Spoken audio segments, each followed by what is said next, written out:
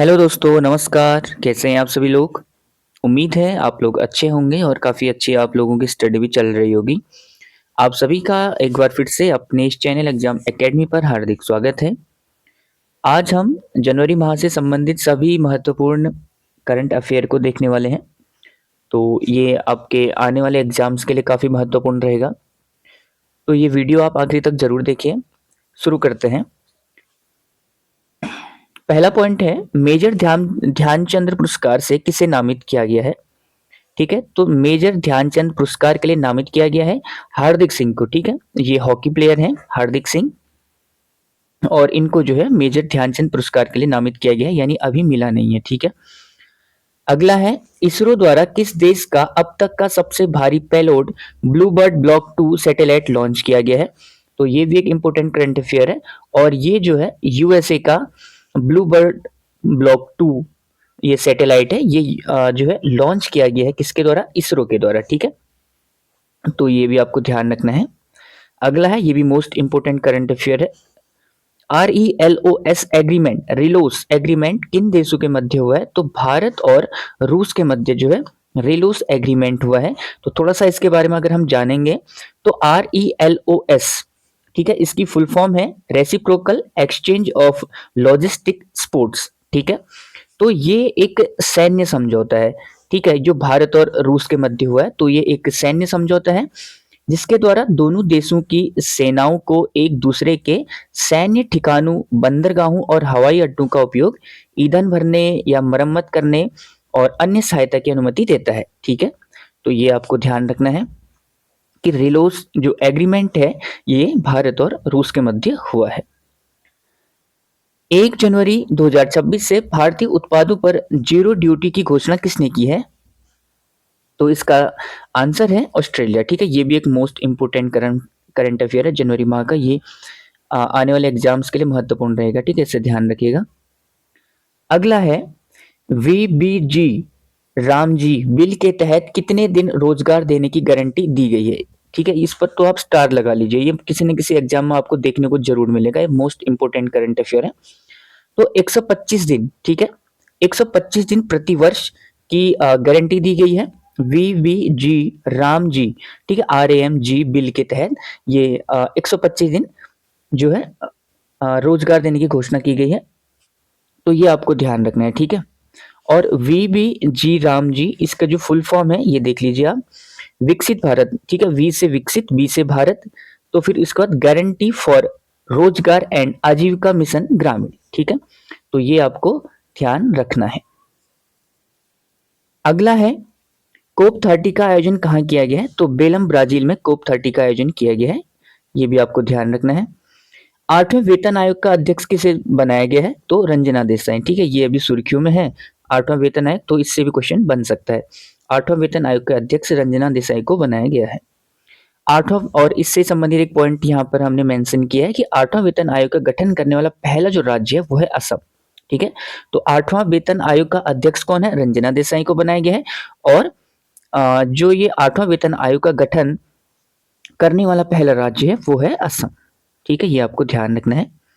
2026 में G7 का शिखर सम्मेलन कहाँ आयोजित होगा? ठीक है, ये एक top most important current affair है।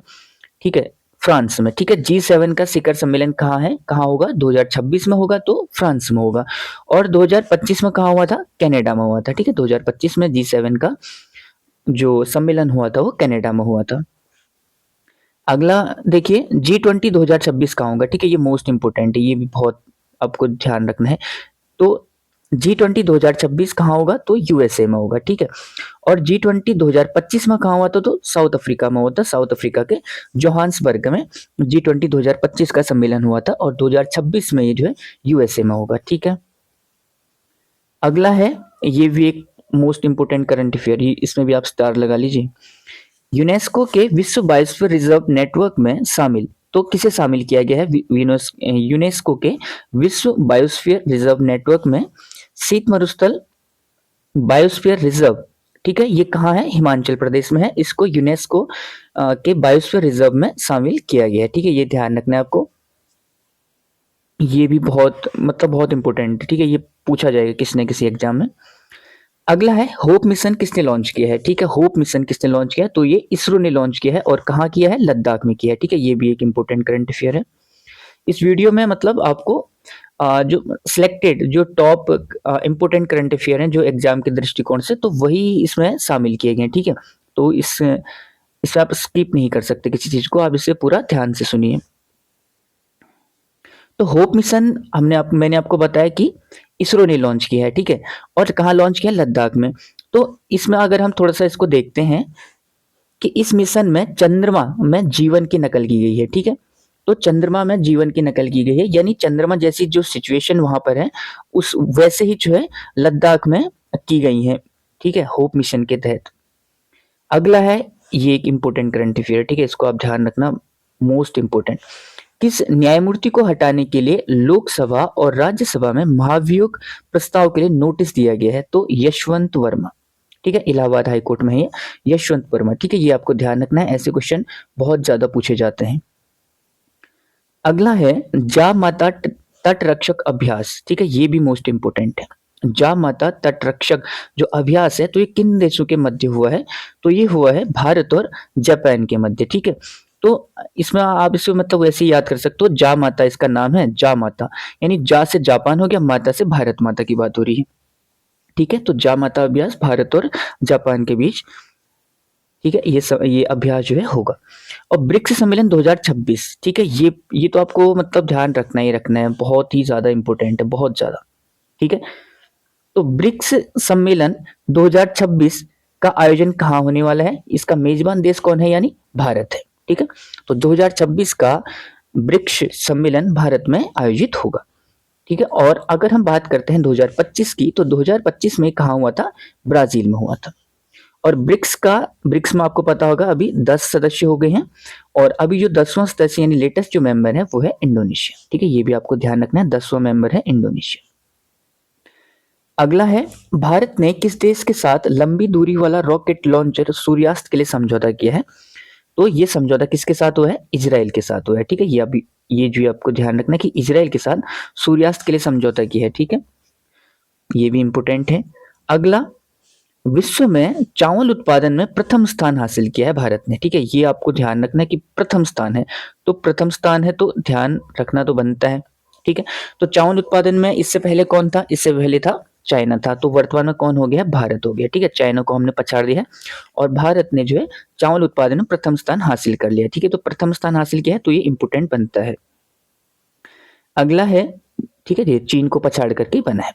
भारत के 26वें चुनाव आयुक्त कौन है, ठीक है। ऐसे क्वेश्चन बहुत ज्यादा पूछे जाते हैं एग्जाम में। तो 26वें चुनाव आयुक्त कौन है, तो ये है ज्ञानेश कुमार, ठीक है। ज्ञानेश कुमार को भारत का 26वां चुनाव आयुक्त नियुक्त किया गया है, ये भी आपको ध्यान रखना है।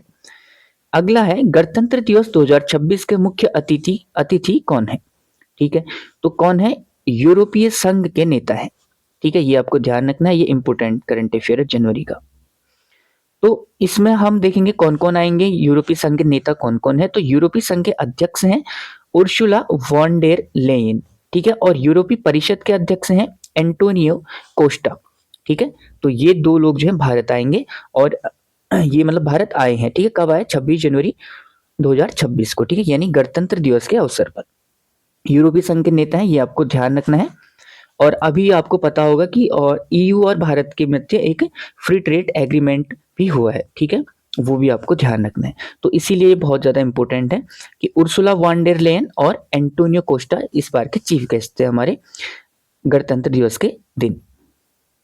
अगला है, भारत सरकार ने EB4 वीजा किस देश के व्यापारियों के लिए लॉन्च किया है, ये मोस्ट इंपोर्टेंट है, ठीक है। ये भी आपको ध्यान रखना है। तो चीन के व्यापारियों के लिए किया है, ठीक है। तो चीन के व्यापारियों के लिए भारत ने एक नया वीजा लॉन्च किया है जिसका नाम है EB4 वीजा। और EB4 वीजा का फुल फॉर्म है, देखो, ई बिजनेस वीजा, ठीक है। तो ई बिजनेस वीजा है ये। इसके तहत जो है जो चीनी व्यापारी हैं ये भारत में 6 माह तक भारत में रह सकते हैं, ठीक है। इस वीजा के तहत चाइनीज जो व्यापारी हैं ये भारत में 6 माह तक रह सकते हैं इस वीजा के तहत, EB4 वीजा, ठीक है। ये आपको ध्यान रखना है। अगला है राज्य वित्त 2023-24 रिपोर्ट किसने जारी की? ठीक है, तो राज्य वित्त 2023-24 रिपोर्ट किसने जारी की? तो कैग ने जारी की है, यानी यही जारी करता है हमेशा। इसका फुल फॉर्म केंद्रीय नियंत्रक और महालेखा परीक्षक। ठीक है, ये आपको ध्यान रखना है।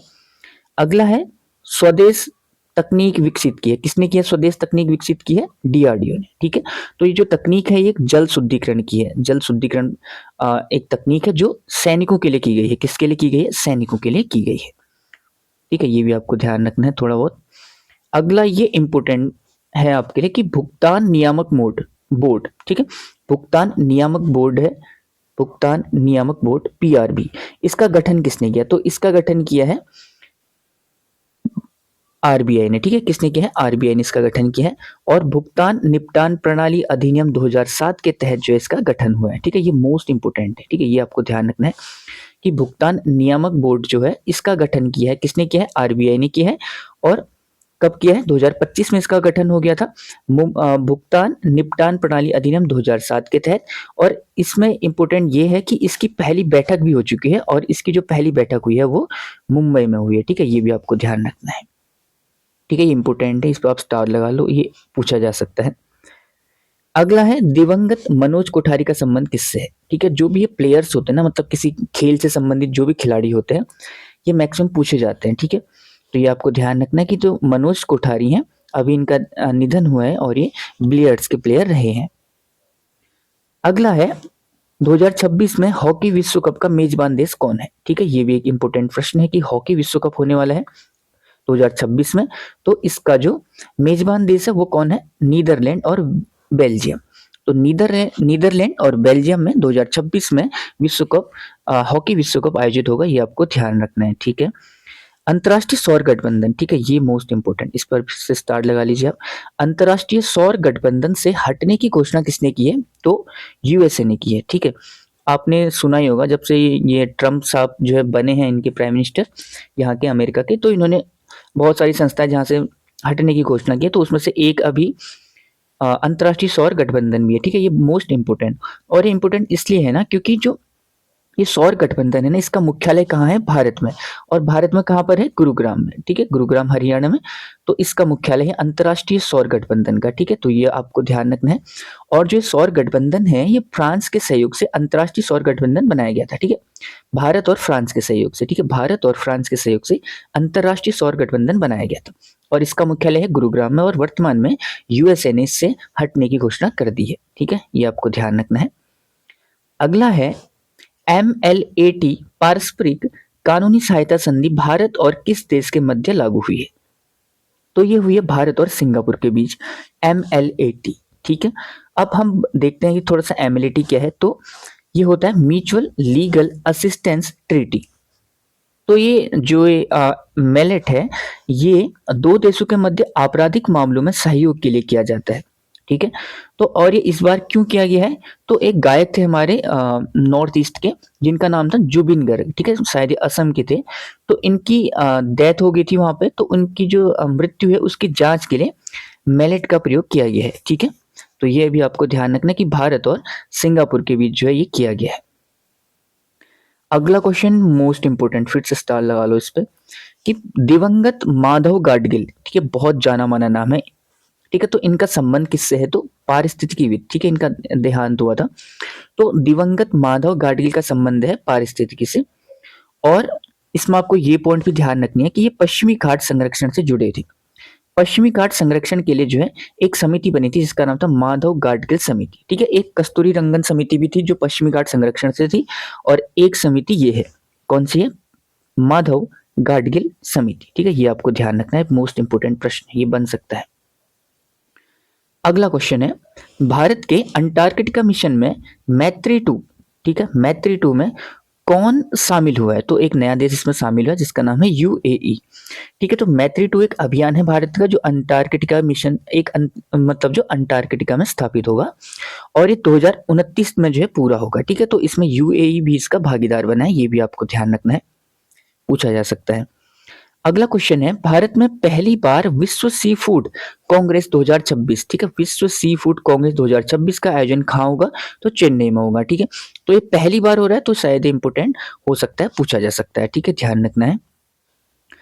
अगला प्रश्न है ऑपरेशन सहयोग का संबंध। ठीक है, ये एक इंपॉर्टेंट प्रश्न है, इसको आपको ध्यान रखना है। जहां पर भी ये ऑपरेशन होते हैं ना, और अगर उनसे मतलब हमारी जो सेना है वो सम्मिलित है, तो फिर वो इम्पोर्टेंट बनता है। तो ऑपरेशन सहयोग जो है ये मणिपुर में है, मणिपुर में चल रहा है, और भूस्खलन से प्रभावित गांवों की मदद करने के लिए जो है शुरू किया गया है, और ये भारतीय वायुसेना द्वारा शुरू किया गया है। ठीक है, ऑपरेशन सहयोग है, मणिपुर में ही चलाया गया है।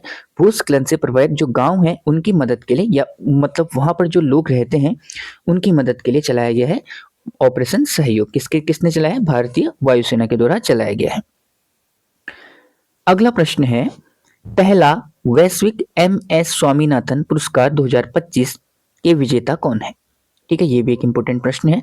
Doctor Ademola Adenle. ठीक है, ये नाइजीरिया के हैं, एडेमोला एडेनले। ठीक है, तो इनको जो है पहला वैश्विक MS स्वामीनाथन पुरस्कार 2025 जो है मिला है। ठीक है, ये आपको ध्यान रखना है। कमला जल विद्युत परियोजना। ठीक है, ये कमला नदी पर है अरुणाचल में, इतना इंपॉर्टेंट नहीं है, लेकिन थोड़ा सा सुर्खियों में था तो इसको भी मेंशन किया है यहाँ पे।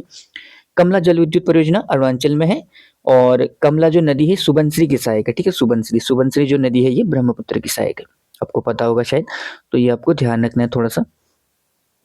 अगला प्रश्न है, ये एक इंपॉर्टेंट प्रश्न बन सकता है। ठीक है, ये आपको ध्यान रखना है। तो भारत उच्च शिक्षा आयोग, ठीक है, ये अपने आप में बहुत इंपॉर्टेंट है और अभी तो बहुत सुर्खियों में भी है। तो भारत उच्च शिक्षा आयोग में एकीकरण की घोषणा की है, किस किस चीज की? एक तो AICTE, एक NCTE, एक UGC। ठीक है, UGC, तो ये तीन है, इनको मतलब मर्ज किया करके जो है भारतीय उच्च शिक्षा आयोग का गठन किया जाना है। ठीक है, ये आपको ध्यान रखना है, और इसका मकसद यही है कि 2047 तक वैश्विक शिक्षा केंद्र बनाना है, किसको? भारत को। ठीक है, ये भी आपको ध्यान रखना है। अगला प्रश्न है, आजकल जिस तरह के क्वेश्चन पूछे जाते हैं उसमें इस तरह के क्वेश्चन काफी पूछे जाते हैं। ठीक है, तो संयुक्त राष्ट्र विश्व न्यायालय ने किसके प्रस्ताव पर म्यांमार के खिलाफ रोहिंग्या नरसंहार मामले में सुनवाई की है? तो गाम्बिया देश। ठीक है, गाम्बिया देश के प्रस्ताव पर ऐसा हुआ है। ठीक है, ये आपको ध्यान रखना है। यानी रोहिंग्या एक समुदाय था जो म्यांमार में था, यहाँ की जो गवर्नमेंट है इन्होंने जो है इस समुदाय को यहाँ से भगा दिया। ठीक है, तो फिर ये इनकी डेथ हो जाती, काफी लोग मर जाते हैं इसमें। तो गाम्बिया जो देश है इसने फिर जो है म्यांमार के खिलाफ विश्व न्यायालय, ठीक है, संयुक्त राष्ट्र विश्व न्यायालय में प्रस्ताव रखा कि, तो उसमें मतलब किसने रखा था? गाम्बिया देश ने। ठीक है, तो ये आपको ध्यान रखना है, ये काफी ज्यादा सुर्खियों में था बीच में। अगला प्रश्न है आर्द्र भूमि संरक्षण के लिए रामसर पुरस्कार किसे मिला है? ठीक है, जो पहले भारतीय है और इनका नाम है जयश्री वेंकटेशन। ठीक है, ये भी एक इंपॉर्टेंट प्रश्न है। ये जो भी पर्यावरण से संबंधित, जल से संबंधित, मतलब ये सब चीजें होती है ना, ये काफी इंपॉर्टेंट होते हैं। ठीक है, तो ये रामसर पुरस्कार मिला है आर्द्र भूमि संरक्षण के लिए, किसको मिला है? जयश्री वेंकटेशन को मिला है, पहली भारतीय है। ठीक है, ये आपको ध्यान रखना है। अगला प्रश्न है टाइगर क्लॉ। ठीक है, टाइगर क्लॉ एक अभ्यास हुआ है, ये पहली बार हुआ है। ठीक है, इसीलिए ज्यादा इंपॉर्टेंट है, और ये भारत और USA के बीच हुआ है। ठीक है, ये आपको ध्यान रखना है कि टाइगर क्लॉ अभ्यास पहली बार हुआ है, और ये भारत और संयुक्त राज्य अमेरिका के मध्य हुआ है। अगला प्रश्न है सुप्रीम कोर्ट ने किस कानून की जगह रोमियो जूलियट एक्ट लाने का प्रस्ताव रखा है?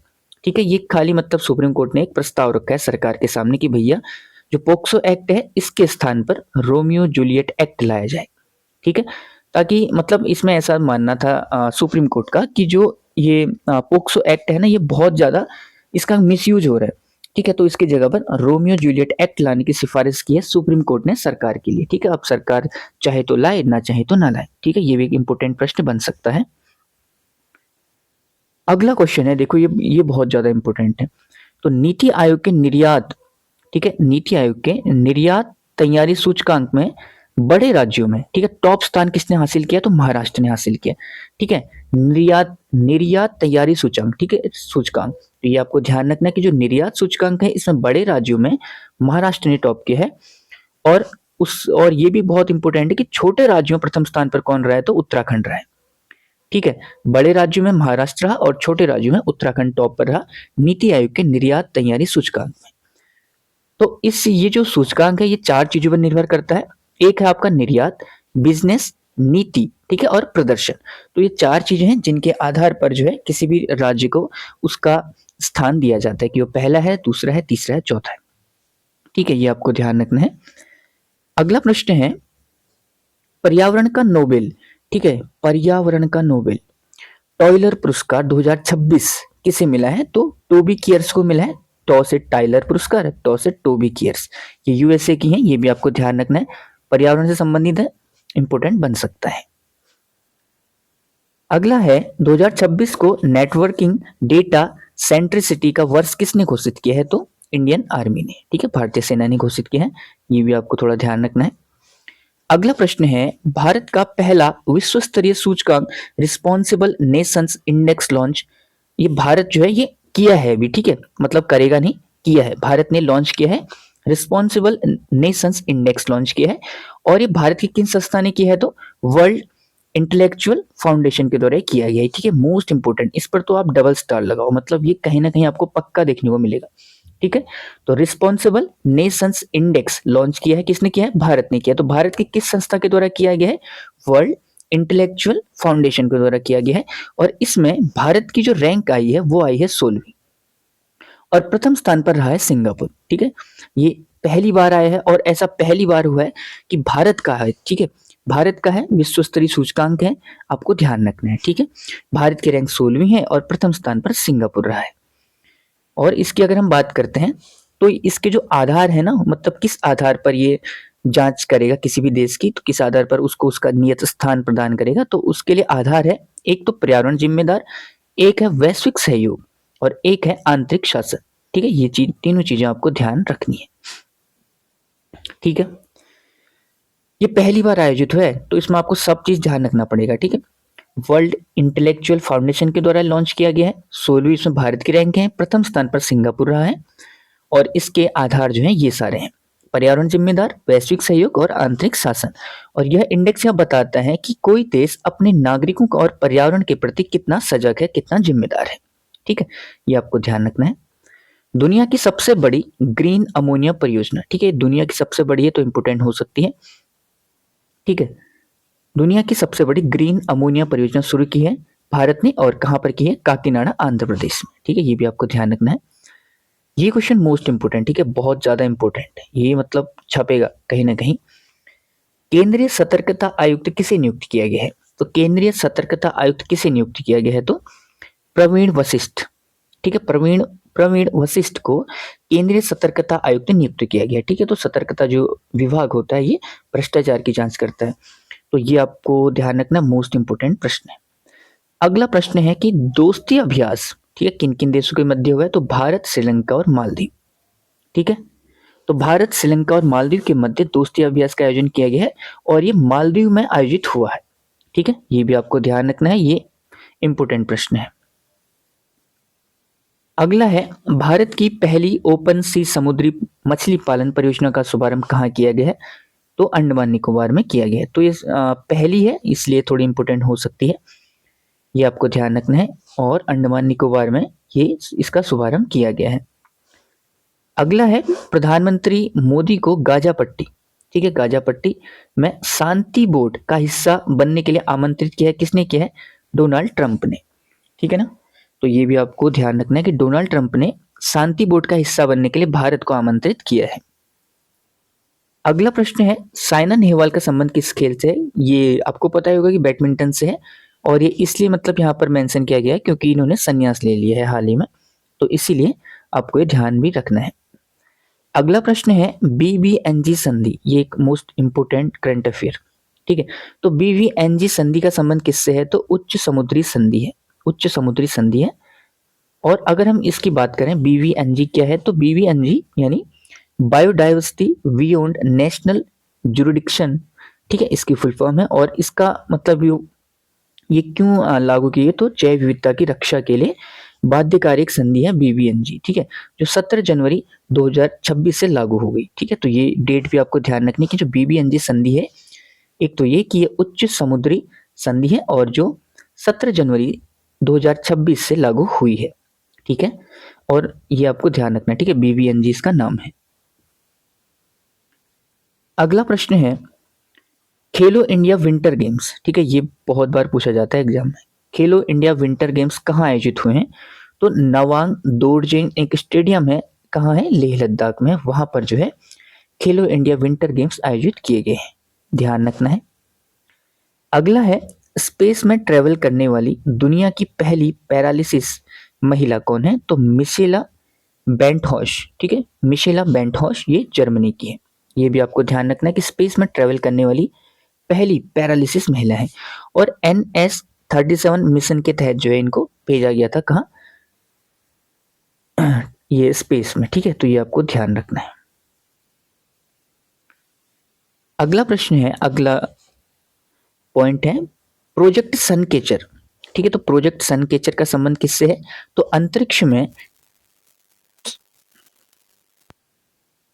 ठीक है, तो प्रोजेक्ट सनकेचर की हम बात कर रहे हैं। तो अंतरिक्ष में AI डेटा केंद्रों का परीक्षण करने के लिए लॉन्च किया गया है। और किसने किया है? ये गूगल ने किया है, ठीक है, ध्यान रखना है आपको। अच्छा प्रश्न है। प्रोजेक्ट सनकेचर अंतरिक्ष में AI डेटा केंद्रों का परीक्षण करेगा और गूगल के द्वारा लॉन्च किया गया है। अगला है ऑपरेशन त्रासी फर्स्ट, ठीक है, ऑपरेशन त्रासी फर्स्ट, ये इंडियन आर्मी का एक अभियान है। किश्तवाड़ जो घाटी है जम्मू कश्मीर है वहां पर ये शुरू किया गया है। इसमें इंडियन आर्मी है, CRPF भी है और जम्मू कश्मीर की जो पुलिस है वो भी इसमें शामिल है, ठीक है। जो किश्तवाड़ घाटी है वहां पर से जो भी वो टेररिस्ट वगैरह हैं तो उनको भगाने के लिए अभियान चलाया गया है, ठीक है, ये आपको ध्यान रखना है। अब जो है ये एक मोस्ट इंपोर्टेंट प्रश्न फिर से कि गणतंत्र दिवस 2026 कौन से क्रम का था? इस पहली बात तो ये कि कौन से क्रम का था, कौन से क्रम का था? तो 77 एक क्रम था इसका। और इसकी जो थीम थी वो कौन सी थी? वंदे मातरम के 150 वर्ष, ठीक है, ये भी आपको ध्यान रखना है कि इसकी थीम थी वंदे मातरम के 150 वर्ष। अब एक और इम्पोर्टेंट प्रश्न है, मतलब बहुत ज्यादा इंपॉर्टेंट है जब जो भी क्वेश्चन मतलब आ रहे हैं लगातार। तो संस्थागत श्रेणी में सुभाष चंद्र बोस आपदा प्रबंधन पुरस्कार 2026 से किसे सम्मानित किया गया है? देखो संस्थागत श्रेणी में दो श्रेणी में मिलता है, एक संस्थागत में और एक व्यक्तिगत में। तो संस्थागत श्रेणी में सिक्किम राज्य आपदा प्रबंधन प्राधिकरण को दिया गया है, ठीक है, ये आपको ध्यान रखना है, पूछा जाएगा कहीं ना कहीं पक्का। अगला है व्यक्तिगत श्रेणी में। तो व्यक्तिगत श्रेणी में किसे मिला है सुभाष चंद्र बोस आपदा प्रबंधन पुरस्कार? ये मिला है लेफ्टिनेंट कर्नल सीता अशोक साल्वे को मिला है।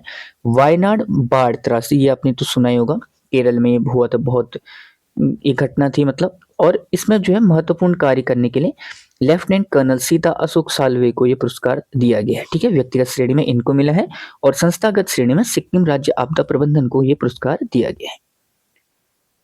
अगला है राष्ट्रीय पुलिस कलर किसे मिला है? तो सॉरी, राष्ट्रपति पुलिस कलर, ठीक है, तो राष्ट्रपति पुलिस कलर सिक्किम पुलिस को मिला है, ये भी आपको थोड़ा बहुत ध्यान रखना है।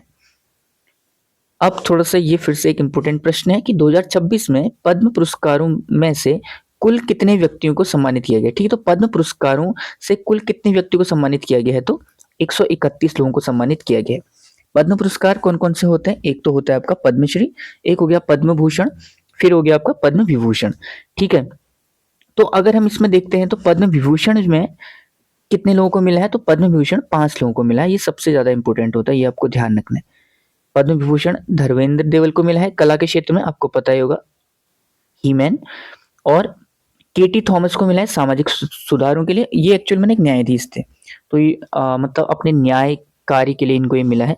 और अगला है एन राजम, ये कला के क्षेत्र में इनको मिला है, ठीक है। फिर है आपका पी नारायण, ठीक है, पी नारायण को भी मिला है, इस साहित्य और शिक्षा के लिए मिला है। और VS अच्युतानंद को भी मिला है सार्वजनिक मामलों के लिए, ठीक है, ये भी आपको ध्यान रखना है। और इसमें एक पद्म भूषण मिला है भगत सिंह कोश्यारी को, ठीक है, ये भी आपको ध्यान रखना है। ये मतलब ध्यान रखना ही रखना है, क्योंकि ये पद्म विभूषण जो होता है ना, ये टॉप का मतलब वो है, क्या है, अवार्ड है। तो ये इस बार इतने लोगों को मिला है, 5 लोगों को मिला है। और टोटल जो पद्म पुरस्कार है वो 131 लोगों को मिला है, ठीक है, उसमें से 5 लोगों को पद्म विभूषण मिला और 13 लोगों को पद्म भूषण मिला है। अगला प्रश्न है गणतंत्र दिवस के अवसर पर सर्वश्रेष्ठ झांकी का पुरस्कार किस राज्य की झांकी को मिला है?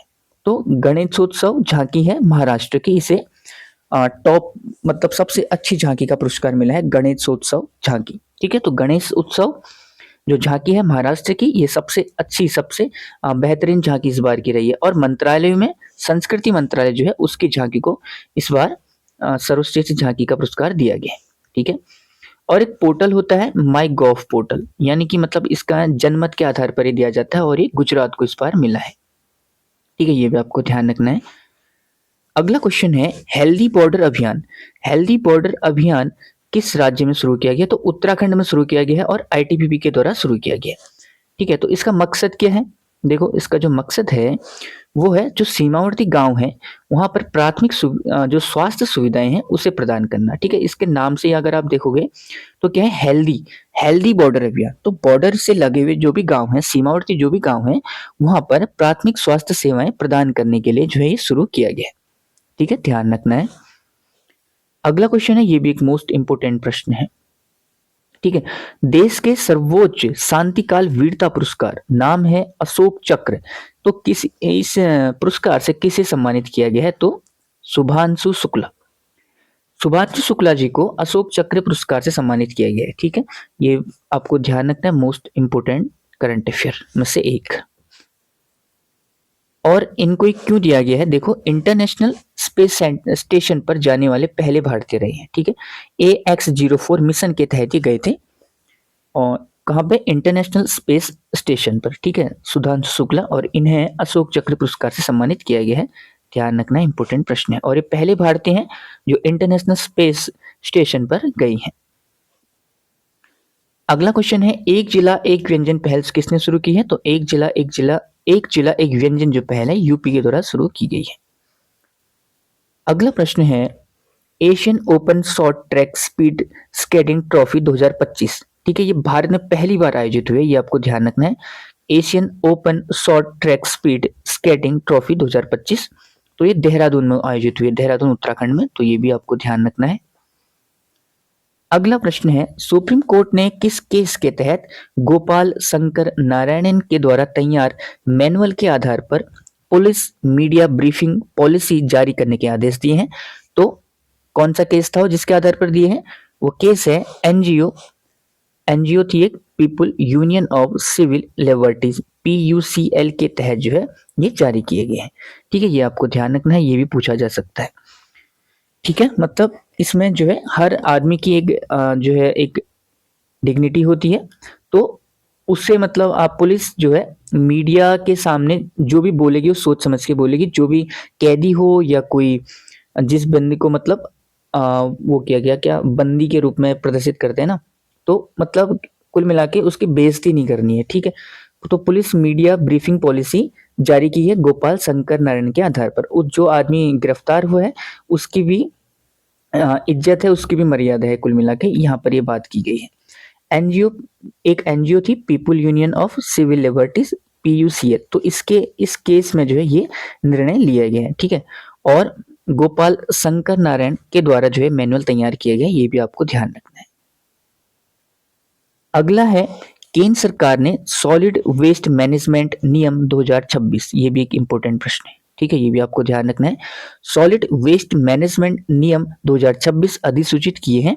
ये जो नियम है कब से लागू होंगे? तो कब से होंगे? 1 अप्रैल 2026 से। ठीक है, 1 अप्रैल 2026 से जो है लागू होंगे। ठीक है, ये आपको ध्यान रखना है। और ये जो सॉलिड वेस्ट मैनेजमेंट नियम था ये 2016, इससे पहले जो नियम था 2016, इसको रिप्लेस करके नया आया है, इसका नाम है सॉलिड वेस्ट मैनेजमेंट नियम 2026। ठीक है, और जो 1 अप्रैल 2026 से लागू होंगे, ये डेट आपको याद करनी है। अगला है, आर्थिक सर्वेक्षण 2025-26 के तहत वित्त वर्ष 2026 में वास्तविक GDP में कितनी वृद्धि हुई? ठीक है, तो 2026 में वास्तविक GDP में कितनी वृद्धि? 2025-26 जो है 2025-26 का एक आर्थिक सर्वेक्षण है, तो इसके अनुसार जो वृद्धि होगी वो होगी 7.4%। ठीक है, ये भी आपको ध्यान रखना है, ये भी कई बार पूछी जाती है। तो वास्तविक GDP में 7.4% की वृद्धि होगी। ठीक है, तो दोस्तों ये थे 2026 जनवरी माह के करंट अफेयर। उम्मीद है आपको अच्छे लगे होंगे, और ये जो भी करंट अफेयर इसमें लिए गए हैं ये सब के सब इम्पोर्टेंट है। ठीक है, तो इन्हें आपको याद करना ही करना पड़ेगा। तो दोस्तों ये थी आज की क्लास। उम्मीद है आपको क्लास अच्छी लगी होगी, और अगर आपको क्लास अच्छी लगी है तो वीडियो को लाइक करें, शेयर करें और चैनल को सब्सक्राइब करें। Thank you so much.